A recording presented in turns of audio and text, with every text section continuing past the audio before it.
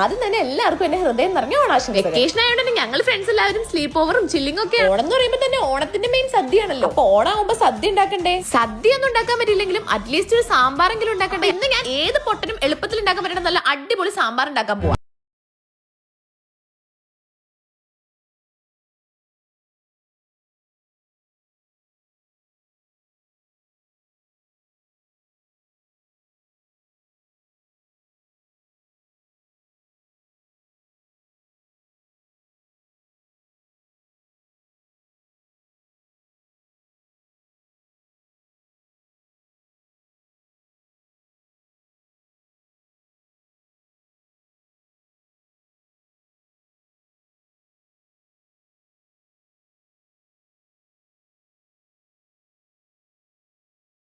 സാമ്പാറായിട്ട് പറയണല്ലോ ഏതാ ടേസ്റ്റ്. പിന്നെ നെല്ലറയുടെ സാമ്പാർ പൊടിയായ ഏത് പൊട്ടനും നല്ല അടിപൊളി സാമ്പാർ ഉണ്ടാക്കാം. ഞാൻ ഉണ്ടാക്കില്ലേ. പിന്നെ ഓക്കേടാ, ബൈഡാ.